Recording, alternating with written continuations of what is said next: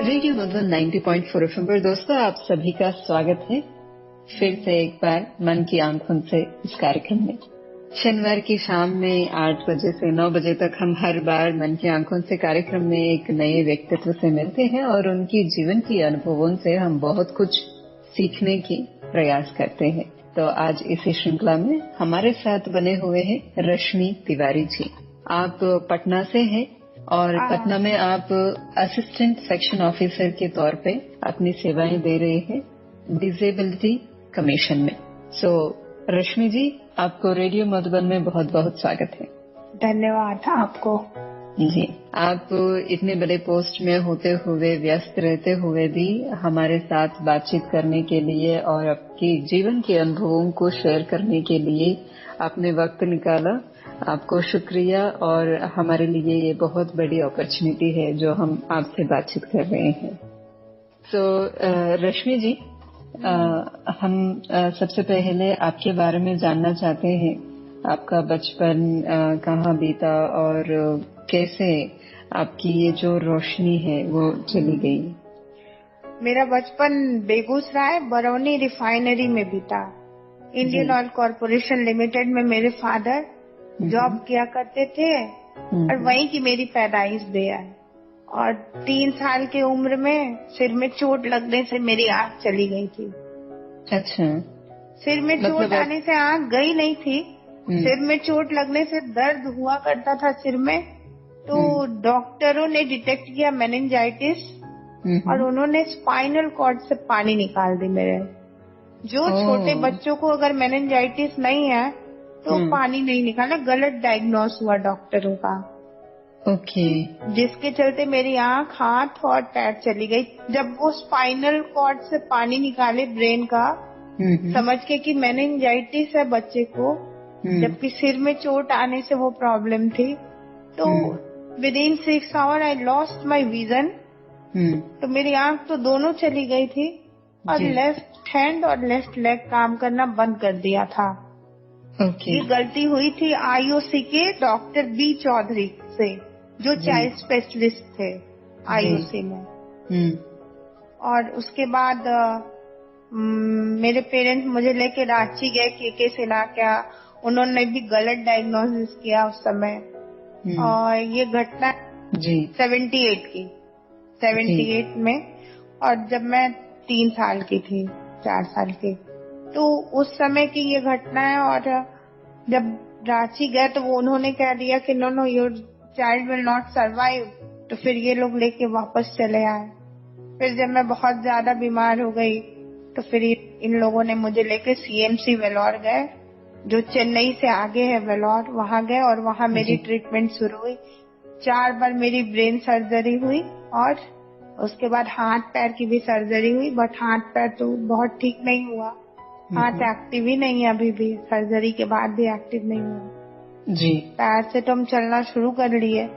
पैर से पहले भी चलते थे लेकिन पैर पूरा टेढ़ा हो गया था। अब पैर थोड़ा सीधा है बट उतना सीधा नहीं है, अभी भी टेढ़ा है, सर्जरी के बाद भी बेकार ही है। लेकिन आँख की रोशनी भी नहीं लौटी, जिसके लिए वो लोगों ने 4 बार सर्जरी किया ब्रेन का। बट ऐसा है कि लाइफ तो बच गई मेरी। जो लाइफ जा रही थी वो बच गई। बस इतना ही हुआ कि मैं बच गई मेरे पेरेंट्स के सामने, बस। जी। और कुछ नहीं मिला मुझे। जी मैम, ये बातें तो आप अभी बहुत ही आसानी से बता रहे हैं, लेकिन जब ये सभी हादसे हुए हैं, आपकी घर में आपकी पेरेंट्स की हिम्मत तो हिल गई होगी। तो बिल्कुल हिल गई थी। जी, तो उस समय कैसे वो हैंडल किया और क्या उम्मीद से उन लोगों ने आगे बढ़ा? नहीं, मेरे फादर को मुझसे बहुत लगाव थी जी। और मेरी बड़ी सिस्टर जो थी वो कहा करती थी कि हम लोग 4 हैं, तुम लोग 3 हो जाएंगे। और शी इज 13 और 14 ईयर्स एल्डर देन मी, तो अक्सर कहा करती थी पापा से कि नहीं, हम लोग 4 हैं तो हम लोग को 4 ही रहना चाहिए। हम लोग 3 बहन है, 1 भाई है, तो फिर हम लोग को 4 ही रहना चाहिए, 3 हम लोग नहीं होने चाहिए। तो फिर मेरे फादर को मुझसे बहुत अटैचमेंट थी और मदर को भी, तो वो लोगों ने मेरे ऊपर स्पेशल केयर उन लोगों का था। ऐसे सीएमसी वेलोर जाने के लिए फर्स्ट टाइम आईयूसी की ही डॉक्टर की गलती थी, इंडियन ऑयल कॉर्पोरेशन लिमिटेड की। लेकिन हमारी मदर कह रही थी कि refer my daughter to CMC Vellore, और वो पेपर पे लिख दिया refer to All India Institute of Medical Sciences. तो हमारी मदर को इतना गुस्सा आया कि वो जो पेपर पे लिखे थे वो एक हमारे यहाँ कॉपी मिलती थी आईयूसी एम्प्लॉय को, सारे ऑफिसर्स वर्कर्स सबको एक कॉपी मिलती थी, वो लेके हम लोग हॉस्पिटल जाते थे, उसमें हमारी फोटो लगी हुई रहती थी। तो उसके एक पेज पे उन्होंने लिख दिया refer to All India Institute of Medical Sciences. हमारी मदर को इतना गुस्सा आया कि उन्होंने उस पेपर को फाड़ा और सीएमओ के मुंह पर फेंक दिया और कहा कि आप पैसा नहीं दोगे तो क्या मेरी लड़की की इलाज नहीं होगी? मैं एम्स बिल्कुल नहीं जाऊंगी, मैं इसको लेके सीएमसी वेलोर ही जाऊंगी। एम्स में ब्रेन की सर्जरी अभी बहुत अच्छी नहीं हो रही है। और मेरी मदर को इतना गुस्सा आया कि वो एक वहाँ बहुत ह्यूमन रिसोर्स डेवलपमेंट ऑफिसर्स बैठे थे, बोले कि आप बहुत बड़े घर की बेटियां हैं, आपको ये काम नहीं करना चाहिए था। मेरी मम्मी ने कहा कि नहीं, जहाँ मेरी लड़की के लाइफ का प्रश्न है और मैं इसे एम्स लेके जाऊंगी नहीं, सीएमसी वेलोर लेके जाऊंगी। तो फर्स्ट टाइम जो मैं वेलोर गई उसमें IUC has not given single pie to my father, क्योंकि सीएमओ ने लिखा नहीं और उसने दिया नहीं। जब हम लोग आईयूसी से चले गए तो वहाँ चेन्नई हेड ऑफिस में हमारे फादर गए और बोले कि भाई I have come for my daughter's treatment, तो मुझे पैसा चाहिए। तो उन्होंने बरौनी फोन किया चेन्नई से जी। तो बरौनी से जो वेलफेयर ऑफिसर थे और पर्सनल ऑफिसर थे, उन्होंने कहा कि तिवारी को पैसा दे दो, तिवारी जी को पैसा दो वहाँ, इसलिए कि वो बड़े गुस्से में यहाँ से गए हैं जी। तो भी फिर उसने मतलब दिया पैसा वहाँ, लेकिन यहाँ आने पे पूरा पैसा वो उनके पेमेंट से चली गई, काट दिया इन लोगों ने जी। तो फर्स्ट टाइम ऐसा हुआ। सेकंड टाइम उन लोगों ने बुलाया था चेकअप के लिए, तो फिर सबने कहा कि जाइए पहले जनरल मैनेजर से रेफर करवा लीजिए, तो सीएमओ को करना ही पड़ेगा। तो फिर मेरे पापा गए जनरल मैनेजर से रेफर करा के, तो सीएमओ ने प्लस का साइन दिया कि मैं रेफर कर रहा हूँ but he will not get any money from here. तो सेकंड टाइम भी मेरे फादर हमको लेके चले गए वेलोर। तो सीएमसी जाने के लिए सीएमओ से बहुत लड़ाई करनी पड़ी थी इन लोगों को। तो सेकंड टाइम भी पैसा नहीं मिला। फिर जब थर्ड फोर्थ फिफ्थ टाइम गए तो एक चौधरी करके जीएम थे पंजाब के जी, वो बोले कि नो, ऐसा नहीं होना चाहिए कि he will not get money for the treatment of his daughter. ये तो हिज राइट कि he will take his daughter anywhere else for the treatment और आईयूसी हैव टू गिव। तो फिर जब थर्ड फोर्थ फिफ्थ टाइम हम गए तो वो लोगों ने मुझे पेमेंट किया, फुल पेमेंट किया विथ अटेंडेंट। नहीं तो उसके पहले जो 2 बार हमारी ऑपरेशन हुई ब्रेन सर्जरी, उसके लिए IUC has not given any money. और जो हेड ऑफिस से बीच में जाके इनको लेना पड़ता था, वो ये लोग पूरा डिडक्शन कर लिया करते थे आईयूसी वाले, क्योंकि भयंकर लड़ाई चल गई थी सीएमओ से। और गलती भी सीएमओ की ही थी, वो चाइल्ड स्पेशलिस्ट था और उसको समझ में नहीं आई और उसने मेरी लाइफ खराब कर दी। अगर उस टाइम मेरे को इतनी अकल होती तो मैं आईयूसी से पूरी अपनी लाइफ को खराब करने के लिए पूरा दंड भरवा लिया होता मैंने। एक इंसान की लाइफ को अब खराब कर दिया आपका डॉक्टर, और आप 2 बार ट्रीटमेंट के लिए पैसा नहीं दिए, तीसरी चौथी और 5वीं बार आपने दिया, और फिर उस इंसान को आपने जॉब नहीं दिया, उसको कुछ किया नहीं। क्यों नहीं किया? गलती आपकी थी। Doctor should have to do. हमारे घर में भी 3-4 डॉक्टर हैं अभी फैमिली में जी, तो सारे अच्छे डॉक्टर्स हैं। और डॉक्टर की ये ड्यूटी बनती है कि अगर आपको समझ नहीं आ रहा है कि what patient is suffering, then you refer the patient, don't touch him और हर एट एनी कॉस्ट। ये मैं कहना चाहती हूँ, क्योंकि दिव्यांगता एक ऐसी चीज है जो इंसान को समाज से काट देता है जी। और ये मतलब कहते हैं ना कि दुश्मन को भी ना हो, वो चीज है कि दिव्यांगता किसी के घर ना जाए। ये अच्छी चीजें थोड़ी है। हम दिव्यांग हो गए, हम रिजर्वेशन की कैटेगरी में आ गए, चलो ठीक है, थोड़ा सा दया दृष्टि हुआ गवर्नमेंट का कि उसने हमें देर सवेर रिजर्वेशन दे दिया। इस कांग्रेस गवर्नमेंट को मैं थैंक्स करती हूँ जिसको समझ आई देर से, और उसने हमारे लिए बहुत सारी कानूनें बनाई, जिसको मोदी जी ने फिर रिफॉर्म किया है। मनमोहन सिंह गवर्नमेंट ने 2007 में ही UNCTD उस ट्रीटी पे साइन किया था, और 96 में नरसिम्हा राव गवर्नमेंट ने हम लोगों को जो दिया, बहुत लेट दिया, लेकिन चूंकि हमारा देश बहुत डेवलपिंग है कंट्री, तो जो भी चीज मिला हम लोगों को देर से ही मिला, बट मिला।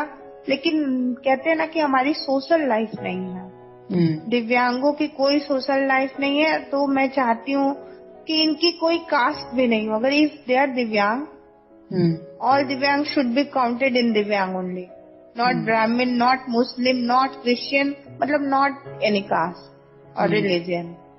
दिव्यांग की अपनी धर्म है दिव्यांगता, और उनका रिलीजन जाति जो बोल लो वो दिव्यांगता ही है, क्योंकि समाज उनको एक्सेप्ट नहीं करता है। और ये झूठ बात नहीं है, आई एम टेलिंग ट्रूथ, क्योंकि मैं जी रही हूँ उसी एनवायरनमेंट में। ऑफिस में लोग कह देते हैं, कभी कभी बात है कि लोग कह देते हैं, अच्छे भले लोग, अरे ये दिव्यांग चला आया ऑफिस में, इसको तो बस खाना चाहिए, इसको तो ये चाहिए, इसको तो वो चाहिए। अरे क्यों नहीं चाहिए? Family won't support us. हम तो ये कहते हैं कि हमारी जैसी फैमिली हर दिव्यांगों की नहीं होती, और बहुत दिव्यांगों की है हमारी जैसी फैमिली, उनको सपोर्ट मिलती है, बट कितने दिन तक? जितने दिन तक उनके पेरेंट्स रहते हैं, कुछ दिन तक, जितने दिन तक उनके भाई बहन बूढ़े नहीं होते हैं, जितने दिन तक उनकी बहनों के साथ जो जिसकी अटैचमेंट है वो बूढ़ा नहीं होता है, या उसका जो थिंकिंग है बहुत अच्छी सोच वो रखता है, तब जाके होता है। भाई के साथ किसकी अटैचमेंट हुई, वो कितना चाहती है, ये सारी चीजें प्रॉब्लम है। गवर्नमेंट इस पे नहीं ध्यान देती है। गवर्नमेंट एक बुनियाद केंद्र बना देती है, एक सेंटर बना देते हैं। भिखमंगे थोड़ी है हम कि भीख मांग रहे हैं। We are physical disabled and we have also sentiments, लेकिन हमारे सेंटिमेंट्स का कोई कद्र नहीं है सोसाइटी में। मैं तो लिखती हूँ फेसबुक पे, हमेशा लिखती हूँ कि बहुत दिक्कत है हमारे साथ जी। मैं तो रोज डील करती हूँ। लड़कियां जो दिव्यांग हैं, उनकी जो सोशल स्टेटस है नथिंग, किसी भी फैमिली की हो। एक बिहार में है उषा सिंह, उनका एक्सीडेंट में आंख चला गया। वो she has studied from BHU, और वो जब PG B.Ed सारी चीजें कर ली थी तब उनकी आंख चली गई थी। और लालू प्रसाद यादव की दया दृष्टि हुई कि she got job as a teacher, high school teacher और इंटरमीडिएट टीचर। उन्होंने 2018 में उनकी रिटायरमेंट हो गई। अब उनकी जो दशा दुर्दशा है वो बहुत दयनीय है। लड़कियों की शादी नहीं होती, और शादी हो जाती है तो वो भी परेशान करते हैं, फिर भाई भतीजा होते हैं वो भी परेशान करते हैं। और उनकी जो दशा दुर्दशा है वो देख के डर होता है कि भगवान ना करे कि ऐसा किसी के साथ हो। She is getting 60,000 per month pension, but उनका पैसा छीन लिया जाता है। उनके साथ बहुत मतलब गलत व्यवहार किया जाता है। जब मैं लिखती हूँ तो लोग कहता है तुम निगेटिव पॉइंट बहुत निकालती हो, पॉजिटिव नहीं। तो पॉजिटिव है, हमें हमारे घर वालों ने पढ़ाया, और घर वालों के पढ़ाने से ही नहीं हम पढ़े, हमें सोसाइटी का भी हेल्प मिला है पढ़ने में, लिखने में, हर जगह। जब मैं IUC में थी, मैं पढ़ा करती थी स्कूल में, तो सारे जो फ्रेंड्स रहते थे उनके मम्मी पापा तो सब IUC में ही वर्किंग थे, तो वो लोग बहुत हेल्प किया मुझे, आउटस्टैंडिंग सपोर्ट और हेल्प मुझे मिला, तब मैं जाके आज इस पोस्ट पे हूँ। ये पॉजिटिविटी है, बट इसके अलावा निगेटिविटी भी इतनी है। जो चूंकि डिसेबिलिटी कमीशन में हूँ, मैं देख के मुझे अंदर से डर होता है कि एक दिव्यांगों का जीवन मतलब बहुत अभिशापपूर्ण है। और मैं कहती हूँ कि किसी को दिव्यांग नहीं होना चाहिए, कहीं कुछ नहीं है, बस भगवान के मारे हम लोग, और इससे ज्यादा मैं आपको क्या बताऊं। मैम मैं समझ सकती हूँ आपकी जो दर्द है या फिर आप किस दौर से गुजर रहे हैं। तो जैसा आपने कहा कि बचपन में एक छोटा सा डायग्नोसिस की गलती के कारण ये हुआ है, तो फिर आगे से पढ़ाई, जैसे आपने कहा कि आप 9th के बाद आपके पिताजी ने रिक्वेस्ट किया और आपने पढ़ाई किया, फिर आगे की पढ़ाई कैसे की आपने? मेरे फादर ही मुझे पढ़ाया है। जैसे ग्रेजुएशन और पीजी ये सब मैंने इग्नू से किया, नॉन 10+2। 10 तो मैं कर दे नहीं पाई आईसीएसई बोर्ड से। तो फिर जब मैंने बिहार बोर्ड की तरफ मुड़ा तो एक स्कूल में मैं गई, वहां हम लोगों ने बात किया तो प्रिंसिपल वो प्रोजेक्ट विद्यालय था, मतलब गवर्नमेंट ऑफ इंडिया ने एक स्कीम के तहत वो स्कूल खोला था और बहुत अच्छी स्कूल थी वो, लेकिन प्रिंसिपल को रूल्स नहीं पता था। और हमें भी, क्योंकि I have never been to blind school, तो मुझे भी इस चीज का उस समय ज्ञान नहीं था कि blind should give exams from each and every board. उन्होंने कहा कि ऐसा प्रोविजन नहीं है, हमारे यहाँ ब्लाइंड एग्जाम नहीं दे सकता है। तो आईसीएसई बोर्ड तो रिजेक्ट कर ही दिया था। फिर 92 में मैंने बिहार बोर्ड की तरफ मुड़ा। फिर हम देखे कि जब उल्टा सीधा बोला, फिर हमने अपने फादर को बोला कि लिव ऑल दिस थिंग। और एक इग्नू है जो नॉन 10+2 में पढ़ाई करवाता है, विदाउट 10th और 12th की डिग्री हुए मैं ग्रेजुएट हो जाऊंगी। और मुझे पढ़ने की बहुत ललक थी बचपन से। मुझे लगता था कि मैं बहुत सेकुलर हूँ, मैं जातीयता नहीं करती हूँ, लेकिन फिर भी एक सोच मुझे आ जाती थी मेरे अंदर कि पंडित समाज में अगर जन्म हुआ है तो मुझे एजुकेशन में हायर उस पे जाना चाहिए। ये मेरे अंदर की सोच थी। या तो मैं वेद पढ़ लूं, वेदांत पढ़ लूं, या कुछ भी पढ़ लूं। साइंस एंड टेक्नोलॉजी में तो मैं आगे जा नहीं सकती थी क्योंकि नेत्रहीनता मेरी बहुत जबरदस्त थी, 100%। तो साइंस तो मैं सोच नहीं सकती थी। फिर भी बचपन में कभी कभी सोच लिया करती थी क्या मैं डॉक्टर बन सकती हूँ। तो वो तो लड़कपन था मेरा, बचपना था जो मैं सोच लिया करती थी, लेकिन रियलिटी तो था कुछ और। तो फिर मैंने ग्रेजुएशन किया इग्नू से, उसमें मेरी सब्जेक्ट हिंदी रही। I have studied from ICSE board, तो मुझे समझ सकते हो आप लोग कि हिंदी पढ़ने में कितनी मुश्किलें हुई होंगी जी। फिर भी चूंकि बिहार में थे हम लोग, अच्छे रीडर इंग्लिश में नहीं मिलते, और फादर ऑफिस जाते कि मुझे पढ़ाते। तो मेरा भाई था तो वो उसने कहा कि इवन माँ can also read Hindi for her.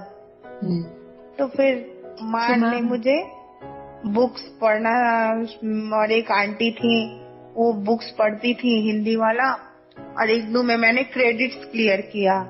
92 या 94 क्रेडिट्स था इग्नू के ग्रेजुएशन में 3 सालों में। Congratulations, great. फिर मैंने पीजी भी इग्नू से ही किया, उसमें 32 क्रेडिट्स मुझे क्लियर करने थे जी। वो भी मैंने क्लियर किया। इग्नू बहुत टफ होता है, but I have cleared each and everything at a glance. फिर मैंने इग्नू से ही बीएड किया। और बीएड करने के बाद फिर मतलब पीएचडी करने का मुझे बहुत शौक था कि मुझे पीएचडी करना है। तो मैंने गया यूनिवर्सिटी में, मगध यूनिवर्सिटी में मैंने पीएचडी के लिए अप्लाई किया, नॉट पीजी। पीजी तो मेरा इग्नू से ही है, बीएड भी। पीएचडी के लिए मैंने अप्लाई किया जी। तो फिर एनरोलमेंट हो गई, लेकिन उसके बाद आया कि तुरंत आ गया कि नेट और गेट दोनों क्लियर करना होगा। फिर मैं इधर बीपीएससी की तरफ मुड़ चुकी थी और सेक्रेटेरिएट कैडर का एग्जाम दे रही थी बीपीएससी का। तो फिर सबने कहा कि छोड़ो, बीएड तुम्हारी हो ही गई है तो तुम छोड़ दो पीएचडी। तो फिर हमने छोड़ दिया। फिर एक सोच आई मेरे अंदर कि मुझे लॉ करना है, मैं जॉब करते हुए लॉ कर लूंगी, लेकिन अभी तक मैंने लॉ में एनरोलमेंट लिया नहीं। मैं दिव्यांगों की सेवा करने के लिए मेरी इच्छा होती है कि कोई भी दिव्यांग है तो उसकी मैं सेवा करूं जी। मतलब जो मुझे मिला अच्छे भले लोगों से, आईयूसीएल के जो लोग थे वो मेरी बहुत सपोर्ट किए। तो वो जो मेरे साथ सारी चीजें हुई, तो मुझे लगता है कि दिव्यांगों को मुझे तो सपोर्ट करना चाहिए। और कोई दिव्यांग अगर मेरे पास आता है, कुछ भी कहता है, तो मुझे लगता है कि I should do for him और हर। मतलब एक इंटरनल वो आता है जिसके लिए हम सोचते हैं कि हम कुछ सोशल वर्क करें, इनको इनका अपलिफ्टमेंट करें। ये सारी चीजें मेरे अंदर आती है। मैंने लाइफ टाइम वो लिया है, प्रोग्रेसिव फेडरेशन फॉर ब्लाइंड है दिल्ली में, उसका मैंने लाइफ टाइम मेंबरशिप लिया है। तो कि मैं उसके साथ जुड़ूं, उसका जो सेंटर है बिहार में ले आऊं और सारे हैंडीकैप के लिए मैं वर्क करूं।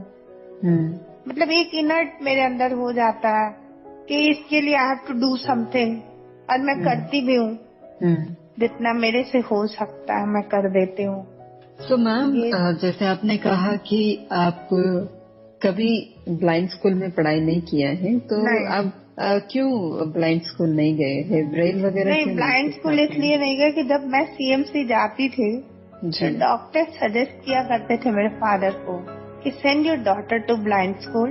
तो मेरे फादर बहुत अच्छी इंग्लिश बोलते थे, लेकिन उस समय वो इतने गुस्से में हो जाते थे।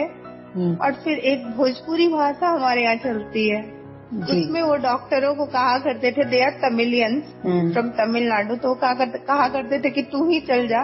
तो sometimes my mother told him कि व्हेन अगर इसमें कोई यूपी बिहार का डॉक्टर होगा और समझ जाएगा कि आप क्या बोल रहे हैं, तो कहते थे मैं अपनी लड़की को खुद पढ़ाऊंगा। और he is giving his 100% every time. मैं ग्रेजुएशन निकाली तो मेरे फादर थे उस टाइम, ही इज अलाइव, मतलब he was alive that time. तो उसके बाद उनकी डेथ हुई। मेरी रिजल्ट आने के बाद जब पीजी में मेरी एनरोलमेंट हो गई, इग्नू में बुक्स आ गए, उसके बाद ऑल ऑफ अ सडन उनकी डेथ हो गई। मतलब विदाउट एनी सिम्टम, मतलब वैसे किसी की डेथ नहीं होती है, मतलब एकाएक उनकी डेथ हो गई। That time he was only 64 years, मतलब he has completed 63 years only 7 days in 64 years। तो उनकी डेथ हो गई। उसके बाद मैंने पीजी किया, बीएड किया, और बहुत अच्छे सोच को वो रखते थे। वो कभी मुझे ये नहीं कहते थे कि यू आर ब्लाइंड, और कहते थे you are seeing, don't say that I am a blind. तो वो बहुत डांट फटकार लगाया करते थे मुझे। अगर मैं कह देती थी मुझसे ये नहीं होगा, मैं कमजोर हो गई, तो वो कभी उसको नहीं, वो मतलब बहुत मेरे साथ मेहनत किया करते थे। और ब्रेल जो था वो ग्रेजुएशन कंप्लीट होने के बाद, ये हमारे बिहार में पटना में कदम कुआं है, वहाँ के एक लाइब्रेरियन को उन्होंने बुलाया जो साइटेड था, और उसने 1.5 महीना मुझे, नाम तो मुझे उसका याद नहीं है, 1.5 महीना मुश्किल से 4 महीना वो आया मेरे यहाँ, जिसमें पूरा लेके वो 30-35 दिन ही आया होगा, 1.5 महीना तक। उसने मुझे ब्रेल भी सिखाई, क्योंकि वो उनकी इच्छा थी कि अब तुम ब्रेल सीख लो, हायर एजुकेशन में अगर बुक्स होंगे तो तुम ब्रेल में पढ़ सकती हो। बट वो पैसा तो बहुत ज्यादा लिया, लेकिन 4 महीना में वो ऐसे आया कि लगा कि मुश्किल से वो 30 से 35 दिन आया होगा। और पैसा उसने बहुत लिया, बहुत अच्छे से ब्रेल नहीं सिखाई उसने मुझे, फिर भी मुझे ब्रेल आ गई। ऐसा नहीं कि ब्रेल नहीं आता, मुझे ब्रेल भी आ गया। जी। सो फिर आपकी पेरेंट्स और आपकी भाई बहन तो चाहते थे कि आप अच्छे से साथ में रहे, खेले, सभी चीजें। तो फिर आपकी रिलेटिव्स और आपकी सोसाइटी में, अड़ोस पड़ोस में क्या व्यवहार रहता था आपके प्रति? आईओसी में जब मैं रहा करती थी तो पड़ोसियों की भी व्यवहार मेरे साथ बहुत अच्छी थी, आउटस्टैंडिंग। वहाँ वो लोग दे आर वेरी हेल्पिंग। वहाँ एक देविका वर्मा थी, आईओसी एम्प्लॉय की वाइफ, तो she always calls me and bring your book and I will teach you. मतलब ऐसे एक मनोरमा थी जो भी बहुत बड़ी जर्नलिस्ट है बेंगलोर में, मनोरमा सिंह, उसने भी मेरी बहुत आउटस्टैंडिंग हेल्प की। मेरी ही एज ग्रुप की थी वो जी। तो फ्रेंड्स, आईओसी में मुझे ये कभी फील नहीं हुआ कि आई एम अ ब्लाइंड जी। लेकिन जब we left IOC, we came to Patna, तो बड़े शहर में अगल बगल में बहुत कांटेक्ट भी नहीं होते हैं। आप घर खरीद लो, आप कहीं बाहर से आए हो तो बगल वाला भी अपने एटीट्यूड में रहता है, आप भी अपने एटीट्यूड में रहते, तो कोई इंटरैक्शन नहीं हो पाती है बड़े शहरों में जी। बगल में कौन है क्या है उसको कोई मतलब नहीं है। लेकिन अब क्या है, अब तो मुझे जॉब हो गई है तो आते जाते सब देखते ही हैं कि मैं आ रही हूँ जा रही हूँ, तो लोगों को लगता है, तो कोई कोई पूछता है कि आपको इतना प्रॉब्लम है फिर भी आप कहाँ जाते हो, तो बताते हैं हम ऑफिस जाते हैं। आप कितना पढ़ाई किए हो, तो फिर बोलते हैं पीजी बीएड सब की हो, तो सब सुनते हैं। तो अब थोड़ा बहुत इंटरेक्शन लोगों को होता है जी। लेकिन सोसाइटी से सही मायने में पूछो तो किसी भी तरह का हेल्प नहीं मिल पाता आज की सोसाइटी से। वो मैं आईओसी में थी तो वहाँ के एनवायरनमेंट कॉस्मोपॉलिटन था जी। उसमें बहुत जगह के लोग रहा करते थे आईओसी में, मुंबई के, महाराष्ट्र के, फिर गुजरात के, चेन्नई, तमिलनाडु के, आंध्र प्रदेश के, तो वो एक कॉस्मोपॉलिटन सिचुएशन वहाँ थी, तो दे आर हेल्पिंग। बट ऐसे अगर आप सोसाइटी में आओ तो बहुत वो है सोसाइटी में हैंडीकैप्टों को लेके, और सही माने में अगर देश में किसी को रिजर्वेशन चाहिए तो वो हैंडीकैप से है कि जिनको रिजर्वेशन चाहिए जी। और उनको सही माने में हर चीज चाहिए, घर चाहिए, और वो उसके लिए गवर्नमेंट को खड़ा होना, वो एक रूम का घर नहीं चाहिए, उनको लैविश लाइफ चाहिए क्योंकि दे आर हैंडीकैप। उनको मेड चाहिए, उनको ड्राइवर चाहिए, उनको वो भी कुकिंग वाली मेड चाहिए, झाड़ू पोछा वाली भी मेड चाहिए। They are fully not dependent, मतलब they are not independent, they are dependent. तो गवर्नमेंट को ये सोचना होगा जॉब में रहे या जॉब के बाहर रहे, और सब जोड़ के गवर्नमेंट को एक्स्ट्रा देना पड़ेगा उनको कि they should lead their life like general people. मेरे घर में अगर कोई ना रहे तो I am not able to cook क्योंकि my hand is not, left hand is not working and I am not able to light the gas. या if induction is there I will make something, if electric teapot is there then I'll make tea for myself, but if I have to light the gas I'm not able because my left hand is not working जी। तो जिसको multiple disabled है, हो सकता है मैं cooking जानती हूँ, ऐसा नहीं है कि मैं कुकिंग जानती नहीं हूँ, but in year 98 I was lighting a gas जी। and what happened, the gas flame rises till 2 feet. So from that day, I thought कि it's very difficult for me to light the gas from my one hand. तो ये सब चीज पर government को सोचनी होगी क्योंकि घर वाले परेशान हो जाते हैं बच्चे को करते करते। उनको भी लगती है कि मुझे कुछ आजादी चाहिए। इस बच्चे को मैंने 3 साल की उम्र से 47 साल की उम्र तक ले आया, अब मुझे आराम चाहिए इससे। तो कौन सोचेगा उसके लिए? उसके माँ बाप अगर है नहीं, मेरी मदर है, शी इज 77 years old जी, और she is not able to walk also जी। तो वो कैसे मेरे लिए क्या करेंगी? और my sisters, I am not responsibility of them but they are doing much for me now also. तो सोसाइटी को मैं दोष नहीं देती हूँ, मैं गवर्नमेंट को कहती हूँ कि एक पैनल बनाओ, एक पैनल बनना चाहिए जिसके थ्रू हमें सारी चीजें मिले। चाहे हम जॉब में हैं तब भी हमको अंत्योदय मिले, हम जॉब में नहीं है फिर भी मिले, राशन हमारे घर तक पहुँचाया जाए, हमें मेड का खर्चा मिले, जो मेड आए हमारे लिए कुकिंग करे। सबसे बड़ी चीज हमें सिक्योरिटी मिलनी चाहिए। अगर if we are girls we should get security. कैसी सिक्योरिटी? तो लाइफ की सिक्योरिटी। हम घर से ऑफिस जाते हैं, ड्राइवर के साथ जाते हैं, ड्राइवर के साथ आते हैं, मुझे गवर्नमेंट की तरफ से मिलनी चाहिए कि he is entitled take you from your house to office and nothing will happen in the way. एक डर जो बना है वो ना बना रहे। तो ये रिक्वेस्ट है गवर्नमेंट से, और आवाज वहां तक पहुंचनी चाहिए दिव्यांगों के। लड़कियां दिव्यांग हो जाती हैं, माँ बाप मर जाते हैं, उसके बाद उनकी गति मुक्ति हो जाती है। एक लड़की आती है बक्सर से, उसका दोनों पैर नहीं है मेरे पास जी, और जब वो बोलती है कि ma'am after my mother and father what will happen to me, और मैं भी सोचती हूँ अभी तो उसके भाई की शादी नहीं है तीनों की, और हो जाएगी तो उसकी क्या हाल होगी। कोई मेरी ही बेटी हो, अगर एक बेटी हो जाए, वो अच्छी भली हो, उसके ऊपर एक रेस्पॉन्सिबिलिटी डाल दिया जाए एक दूसरे बच्ची की जो चलती ना हो, तो वो कैसे फेस करेगी, हाउ सी विल फेस। तो दोनों की तरफ से सोचना है ना, तो गवर्नमेंट को सोचना है। पेरेंट्स तो सोच लिए, चले गए दुनिया से, उसके बाद एक सिक्योरिटी चाहिए लाइफ लीड करने के लिए। हम घर से ऑफिस चले जाएं, ऑफिस से घर चले आए, हमें कहाँ जाना है, कहाँ घूमना है, ये सारी चीजों का एक वो होना चाहिए।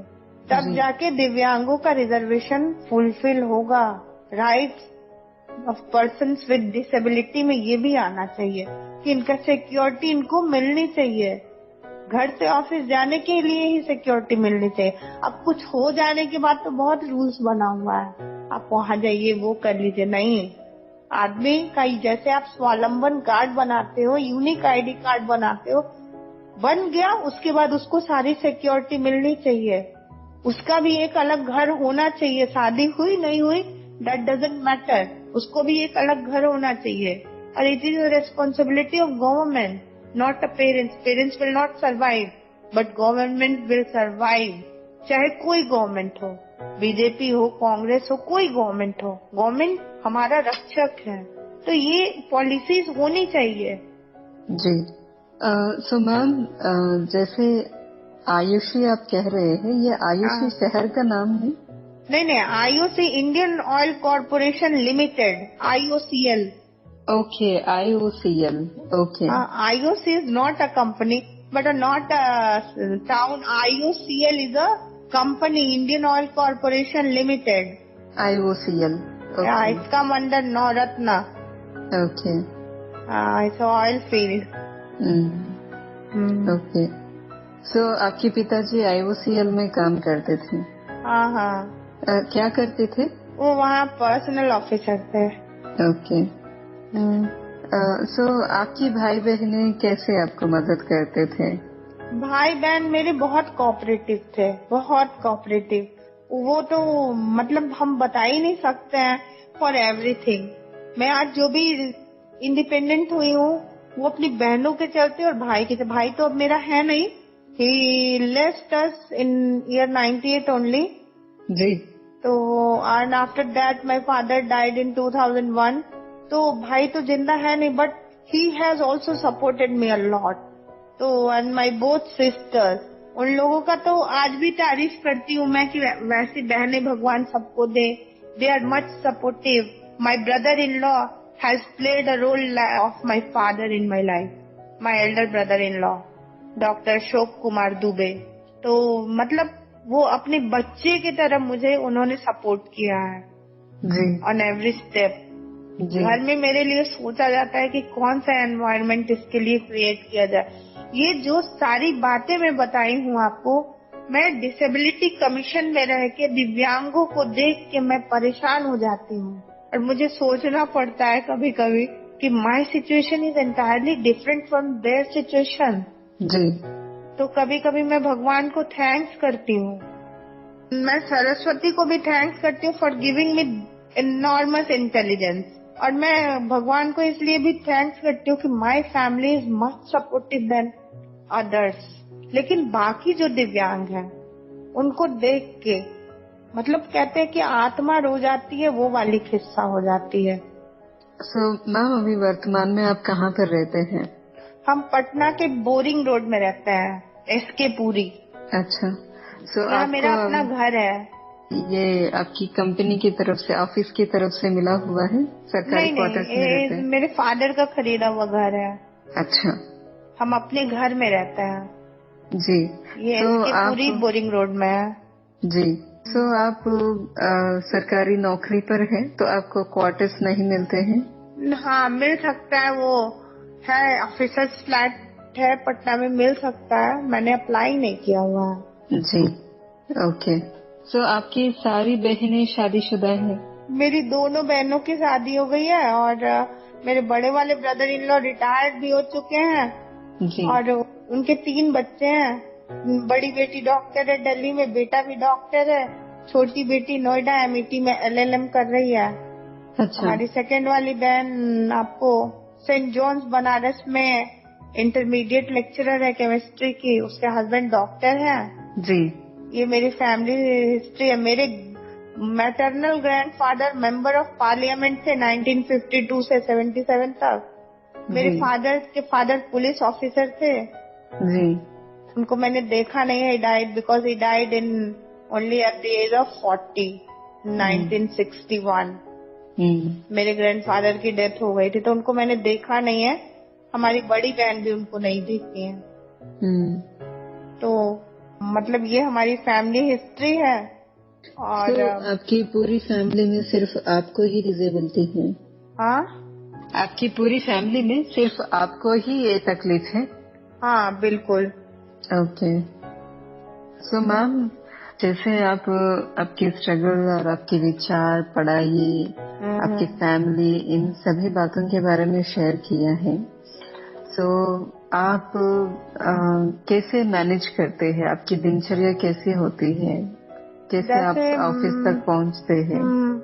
सुबह मैं उठती हूँ 6:30 तक, फिर फ्रेश होना, फिर अपना ब्रश मतलब फ्रेश होना, फिर नहाना, सारा करने के बाद 10 o'clock तक ऑफिस जाती हूँ। और ऑफिस में 4:50-55 तक रहती हूँ। और फिर मतलब 5 o'clock तक ही लेडीज को रहना है, तो मतलब 5 आई लेफ्ट ऑफिस डेली। और कभी कभी तबीयत नहीं ठीक रही तो बीच में भी छोड़ देता है जी, क्योंकि मुझे बहुत प्रॉब्लम हो जाती है। मेरी सर्जरी बहुत ज्यादा हुई है जी। तो कभी बुखार हो जाता है, कभी कुछ हो जाती है, तो ये सारी चीजें हैं। कभी उल्टी स्टार्ट होने लगती है, वॉमिटिंग। तो मतलब थोड़ा सा जो फिजिकल वो है वो इम्बैलेंस रहता है मेरा। कभी कम सोए, कभी ज्यादा सो गए। मतलब ब्रेन सर्जरी के चलते ही थोड़ा सा वीकनेस है मेरे अंदर। ज्यादा नहीं बोलेंगे बट थोड़ा सा है अभी तक जी। थोड़ा सा इधर उधर होने से मुझे प्रॉब्लम हो जाती है, लेकिन उतना को मैं माइंड नहीं करती हूँ। घर वाले जरूर माइंड करते हैं ये मत करो, वो मत करो। मैं सारा काम करती हूँ, जो मेरे मर्जी में आता है वो मैं सारा काम कर लेती हूँ जी। बहुत हुआ, बहुत झेला मैंने, बहुत भगवान ने झेलाया। और जो कहते हैं ना, हुई है वही जो राम रचि राखा को करी तर्क कौन साखा, वही वाली किस्सा है। राम जो लिख दिए वही होना था। मैम, आपकी फेवरेट हॉबीज क्या है? ऐसा कुछ आप मेरी हॉबीज है पढ़ना जी। हम चाहते हैं कि जितनी चीजें हैं वो सारी चीजें मेरे अंदर घुस जाए। मतलब जो पढ़ाई है, जो चीज है, अगर कोई डिबेट कर रहा है पॉलिटिक्स पे तो वो भी मेरी हॉबीज है, उसमें भी हम घुस जाते हैं, उसमें भी हम तर्क कर लेते हैं। कोई रामचरितमानस पे बात कर, मतलब I am interested in studies, चाहे वो किसी भी फील्ड का स्टडी हो, उसमें मुझे बहुत इंटरेस्ट आती है। पता नहीं क्यों, बचपन से, क्योंकि मुझे दिखता नहीं था। तो अनलेस एंड अनटिल अगर आपको वो काम नहीं कोई करने देगा या भगवान रोक दिया तो उसमें इंटरेस्ट आ जाती है जी। तो मुझे इंटरेस्ट थी कि मैं पढूं। और दूसरा इंटरेस्ट होता है कि मैं विदेश जाऊं, फॉरेन टूर पे जाऊं, जो होता नहीं है मेरे साथ जी। फिर लगता है थोड़ा इंडिया में भी इधर उधर जाऊं, जो फिजिकली मैं बहुत फिट हूं नहीं। तो जिस चीज पे भगवान का जो रोक लग जाता है तो वही चीजें करने की थोड़ी बहुत इच्छाएं होती है इंसान को। पढ़ना, और जैसे छोटे बच्चे भी आते हैं तो वो भी कुछ बोलते हैं तो मैं सोचती हूँ कि क्या बोल रहे हैं, इनसे मैं सीख लूं। मतलब लगता है कि everyone is standing in the front of me, whatever they are speaking, अगर वो अच्छा है तो इनसे सीख लो जी।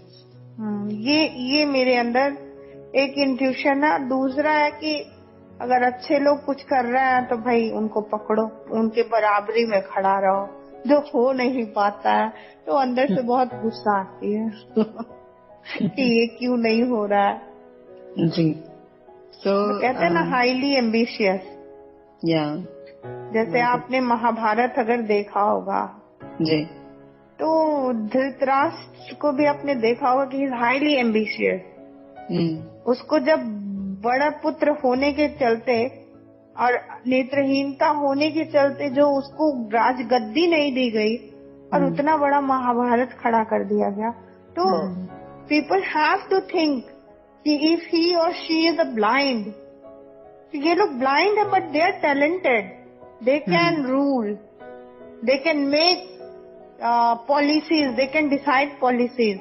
उनसे पूछो, उनको नकारो मत।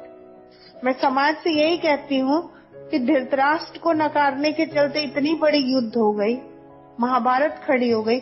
अगर उससे पहले ही राजगद्दी दे दी गई रहती, पांडु को नहीं देके उसी को दी गई रहती, तो इतना बड़ा महाभारत नहीं हुआ रहता। तो आप डिसेबल्ड को ये मत बोलो कि यू आर डिसेबल्ड और ये काम तुम कैसे करो। सब सारे पूछा करते हैं how you will discharge your duty. अरे व्हाट इज दिस?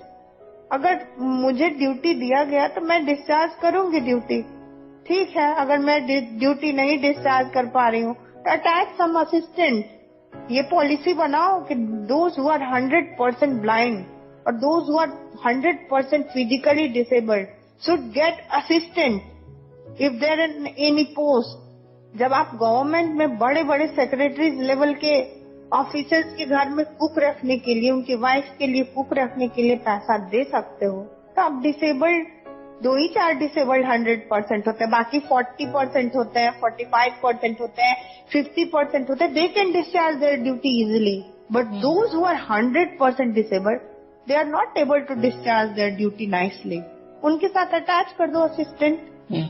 आजकल तो हर जगह गवर्नमेंट का वो कॉन्ट्रैक्चुअल बेसिस पे मिलते हैं असिस्टेंट, गवर्नमेंट हर जगह ऑफिस में लगाई हुई है। तो उनको ब्लाइंड के साथ अटैच कर दो। दोज हु आर 100%, मैं ब्लाइंड नहीं कर रही हूँ, those who are 100% physical disabled should get assistant attach with them. It doesn't matter that they are on class 2 और दे आर ऑन LDC पोस्ट, LDC और UDC। If you are giving them job, give them respect, attach some assistant with them for discharging their duty। ये मेरा appeal है सरकार से, मेरा ये मिनिस्ट्री ऑफ सोशल जस्टिस से अपील है, एक रिक्वेस्ट है, एक डिमांड है कि आप करो। Those who are 100% disabled should get extra assistant in office for discharging their duty। ये नहीं है कहीं पॉलिसी में। मैंने मिनिस्ट्री ऑफ सोशल जस्टिस के एक एक पन्ने को पलटा है। 2017 और 16 का जो नीति बना है उसमें भी मैंने देखा है, कहीं नहीं है ये चीज। और ये चीज बहुत बेकार है।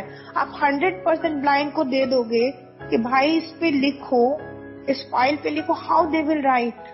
मुझे बहुत आता है बोलना, मैं बोल सकती हूँ, मैं बोल रही हूँ आपके सामने, आप सुन रहे हो, लेकिन आप कह दोगे कि रश्मि यू शुड राइट, तो मैं नहीं लिख सकती हूँ। बिकॉज नर्सरी से लेके ग्रेजुएशन, PG, हर एक ये कॉम्पिटिटिव एग्जाम्स में you have given me a writer. Then how do you think that I am able to discharge the duty of government very nicely? A written work should be done by me. It's a problem. लेकिन government का नजर इस पे नहीं है। हम करते हैं अपने ड्यूटी को डिस्चार्ज, किसी को जोड़ के, किसी को बाबू भैया बोल के, या हमारे कलीग्स को लग जाता है कि ना कोई तो दयावान हो ही जाता है कहीं, अरे कर दो इसका काम, बेचारे का काम कर दो। तो वी आर बेचारा। गवर्नमेंट हमें रिजर्वेशन देने के बाद भी बेचारा बना के खड़ा किया हुआ है। एक असिस्टेंट नहीं अटैच करने के चलते ही हम लोग बेचारे हैं। मैं ये पूछ रही थी, आप जैसे PG वगैरह खत्म हुआ, जॉब के लिए अप्लाई किया, तो डायरेक्टली आप ये डिसेबिलिटी सेक्शन में ही आए? नहीं, मैंने कंपटीशन क्वालिफाई किया जी। भैया आजकल नौकरियां नहीं मिलती हैं बिना कंपटीशन क्वालिफाई किए। मैंने BPSC क्वालिफाई किया, मैंने सचिवालय कैडर का जो सेक्रेटेरिएट कैडर का जो एग्जाम होता है उसको क्लियर किया, मैंने इंटरमीडिएट लेक्चरर की भी एग्जाम क्वालिफाई करी, मैंने 3 एग्जाम एक साथ क्वालिफाई किया। अच्छा। BPSC, फिर से ये सचिवालय सेक्रेटेरिएट कैडर का जो एग्जाम होता है, स्टेट SSC, जी। इसको भी मैंने क्लियर किया। मैंने इंटरमीडिएट लेक्चरर वाली एग्जाम भी क्लियर करी। ओके। मैंने एक साथ 3 कंपटीशन को, एक पढ़ाई करते हुए 3 कंपटीशन को मैंने क्लियर किया। वंडरफुल। तो फिर आपने कौन सा जॉब चूज किया? मैंने स्टेट कैडर, ये सचिवालय कैडर को मैंने ज्वाइन किया। ओके। क्योंकि इससे मुझे रेवेन्यू ऑफिसर, बीपीएससी में थोड़ी गड़बड़ी कर दी है उन लोगों ने। मैंने पीटी निकाला, मेंस का मैंने एग्जाम दिया। वो लोग किए क्या उस टाइम, मैं 53वीं से 55वीं बीपीएससी में मैंने मेंस का एग्जाम दिया। मेरी एग्जाम बहुत अच्छी गई थी जी। तो रिजर्वेशन में उन लोगों ने टॉप पे कर दिया रेफरडम को, जो गलत था। हमने देखा, फिर हम सोचे कि हर एक एग्जाम के लिए हम जाके केस फाइल करें। फिर भी मैंने किया, लेकिन लॉयर जो था मेरा वो चीट कर गया। विनोद उसका नाम था। वो मेरे केस को ज्यादा आगे जाने नहीं दिया, क्योंकि ये सचिवालय कैडर वाले भी एग्जाम में हमने केस किया था उसी के अंडर में, विनोद के अंडर में। वो विनोद वर्मा था, सिंह था, जो भी था, हमको याद नहीं अभी। वो हमारे पीछे ही रहता है कहीं। तो उसमें जो हमने एग्जाम दी थी, तो उसमें भी हमें केस करना पड़ गया था। वो भी केस मैं उसके साथ ही फाइल की थी, विनोद के अंडर में ही फाइल किया था, लॉयर विनोद के अंडर में। लेकिन फिर एक बलवंत सिंह थे, विजुअली इम्पेयर्ड, वो भी केस फाइल की। तो बोले कि मेरे साथ आके तुम इंटरवेन कर लो सचिवालय कैडर वाला एग्जाम का। तो मैंने उनके केस में इंटरवेन कर लिया, जिसके चलते वो गुस्सा होके मेरी बीपीएससी वाले फाइल को वो दबा दिया। मैं मांगती रह गई कि मेरे जो डॉक्यूमेंट्स और सारी चीजें तुम लिए वो मुझे लौटाओ। मेरे ब्रदर इन लॉ गए, लेकिन वो दिया नहीं गुस्से में। एडवोकेट। तो बीपीएससी मेंस भी मेरा निकल गया होता, और इंटरव्यू तो मैं ऐसे ही निकाल ली रहती। उसके लिए तो मुझे कोई प्रॉब्लम ही नहीं। मैं किसी से बात करने में कभी डरती ही नहीं हूँ, क्योंकि मुझे दिखता नहीं है वो इंसान कैसा है। उसकी आंख लाल पीले काले कैसे हो रहे मुझे पता नहीं चलता है। इसलिए बोलने में तो मुझे कहीं कोई रोक ही नहीं सकता है। और मेंस भी मेरा निकला होता, लेकिन निकल नहीं पाया, क्योंकि इसमें उन लोगों ने गड़बड़ी कर दी थी। जी।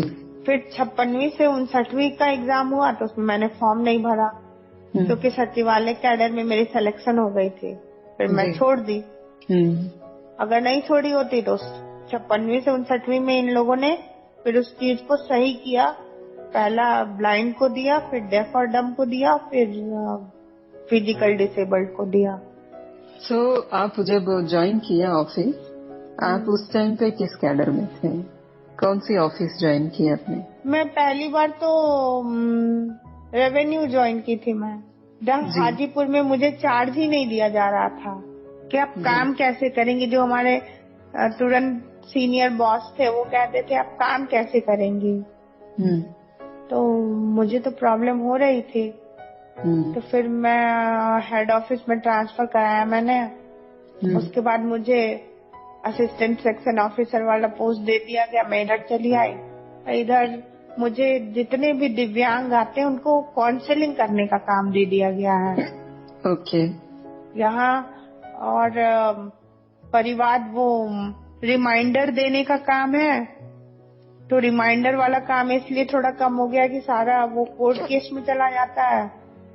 डिसेबिलिटी कमीशन में जो केस होती है उसमें चली जाती है, सबको कोर्ट केस में कन्वर्ट कर दिया जाता है। और काउंसलिंग का काम मेरा, हम काउंसलिंग करते हैं। और जो रिमाइंडर देना रहता है वो जो कोलिग्स हैं या सबऑर्डिनेट्स हैं उनकी हेल्प से वो भी निकलता रहता है। They all are helping in my office. Office के लोगों में कोई दिक्कत नहीं है।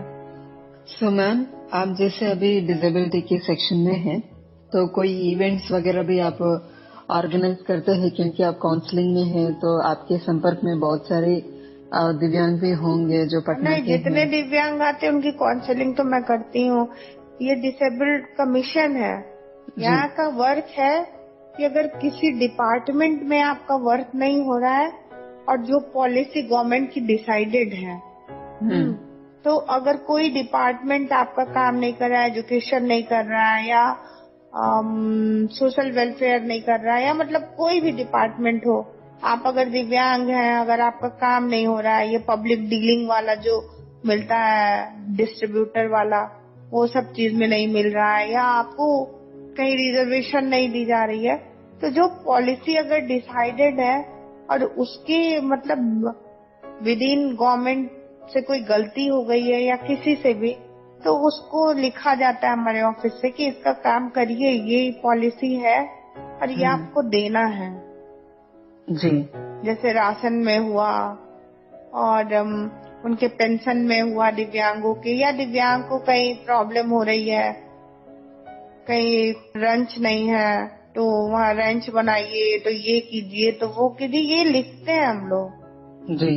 जैसे किसी दिव्यांग को लोन नहीं मिल रहा, वो लोन चाह रहा है तो उसके लिए बैंक को लिखते हैं हम लोग, भाई इसको लोन दो। हम लोग लिखते हैं, कहाँ तक वो देता है ये हमें नहीं पता है जी। लोन के मैटर में तो बैंक बहुत सोच समझ के ही लोन दिया करते हैं, लेकिन बाकी चीजों में जो गवर्नमेंट से कहीं गलती हो गई या किसी डिपार्टमेंट में कुछ गलती हो रहा है, तो इसीलिए डिसेबल्ड कमीशन को बनाया गया है कि यहाँ से वहाँ लेटर जाए और ये बताए कि भाई दिव्यांगों को ये दिक्कत हो रही है, इसको आप सुधार लो। तो वो कर लेते हैं जी। मतलब जिस डिपार्टमेंट को हम लोग भेजते हैं लेटर, जिसके लिए भी, वो डिपार्टमेंट उसको तुरंत कर लेता है कि डिसेबिलिटी कमीशन से ये लेटर आई है, इसका ये काम हो जाना चाहिए, या इसमें ये गलती हो गई है तो इसको सही कर लो। जैसे किसी की ट्रांसफर उसके होम टाउन में ही उसको रखना है दिव्यांग को, और ऐसे अच्छे भले लोग को होम टाउन नहीं दिया जाता है, कहीं और फेंक दिया जाता है दूर दूर। तो अगर दिव्यांगों को आप कहीं बगल वाले डिस्ट्रिक्ट में दे रहे हो या दूर दे रहे हो, इसके लिए हम लोग लेटर लिखते हैं कि भाई आप इसको इसके शहर में ही रखो, ये नियम है। गवर्नमेंट ऑफ इंडिया का रूल्स लगाते हुए उनको बताया जाता है कि ये दिक्कत इसको क्यों दे रहे हो, नहीं देना है। फिर सोसाइटी में कुछ प्रॉब्लम्स क्रिएट कर देते हैं लोग, उसके लिए आदमी अवेयरनेस कराता है कि ये नहीं होना चाहिए। Yes ma'am. सो अंत में आप जो भी दिव्यांग साथी आपको सुन रहे हैं, उन सभी को आप कुछ मैसेज देना चाहते हैं? दिव्यांगों को मैं यही कहना चाहती हूँ कि सबसे बड़ा है पेशेंस। जी। उनको पेशेंस रखना है, और एजुकेशन इज मस्ट। अगर आप दिव्यांग हो तो आप ये मत सोचो कि हम इंटर कर लिए तो ग्रेजुएशन ना करें, ग्रेजुएशन कर लिए तो पीजी नहीं करना। एजुकेशन इज मस्ट, और उनको अवेयर होना पड़ेगा। अवेयरनेस किस सेंस में? अवेयरनेस है कि मतलब एक रोना नहीं, एक गाना नहीं, अरे हो गया, दिव्यांगता हो गया, ये तो भगवान की मर्जी थी, हो गई, तो इसी में जीना है और उसको लेके जीना है और उसी में आगे चलना है। उसी में ये सोचना है कि इतना दौड़ना है कि जो अच्छे भले लोग दौड़ रहे हैं उनको हम पकड़ सके। मतलब कंपटीशन भी करना है तो अच्छे भले को देख के करना है। कि हमने आपको एक बात नहीं बताई, मेरी एक सेकंड वाली बहन थी जी, ठीक क्या है, और मुझे दिखता नहीं था, उसे दिखता था। मतलब वो लोग तो अच्छे भले हैं। तो मैं आज तक जो भी पढ़ाई की या मुझे जो भी हुआ, तो मुझे लगता था कि मेरी बहन का ये मेरे से बड़ी है, उसका ये चीज हो गया तो मेरे पास भी ये होना चाहिए। एजुकेशन में जी, बाकी चीजों में नहीं। बाकी चीजों में मैं नहीं सोचा करती हूँ कि उसके पास ये है तो मुझे होना चाहिए। एजुकेशन में मैं हमेशा सोचा करती थी कि मेरी बहन है तो हमसे बड़ी है, अगर वो इतना पढ़ रही है तो मुझे भी उसके इतना जाना है जी। और उसी से मेरी कंपटीशन रही पढ़ाई लिखाई को लेके, जबकि वो मुझसे 4 साल बड़ी थी और मैं कभी ये बात बोलती नहीं हूँ किसी से। लेकिन ये चीज बहुत सही है कि उसको देख के मुझे लगता था कि अरे मेरी बहन है, बड़ी बहन है, सबसे बड़ी दीदी मेरी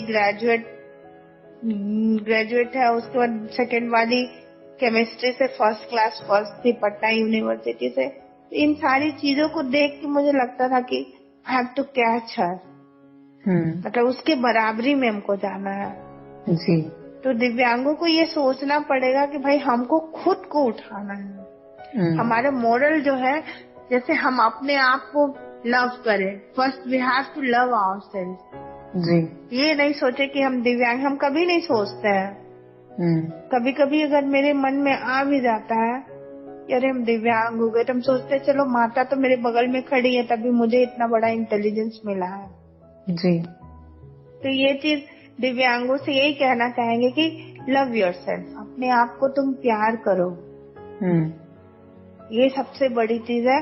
मतलब घृणा नहीं करो अपने आप से, प्यार करो, अपने आप को आगे लेके जाओ। जी, thank you so much ma'am. आज इतना समय निकाल के आप हमारे सभी श्रोताओं के लिए आपने बहुत सारी बातें की और आपने अपील भी किया कि क्या आवश्यकता होते हैं दिव्यांगों की। तो इन महत्वपूर्ण बातों के लिए बहुत बहुत धन्यवाद। आपको भी थैंक यू। जी, तो दोस्तों यहीं पे हम विराम लेते हैं, फिर मिलेंगे अगले हफ्ते इसी समय पर एक और नए साथी के साथ। तब तक के लिए सुनते रहिए, मुस्कुराते रहिए रेडियो मधुबन 90.4 FM पर मन की आंखों से इस कार्यक्रम को।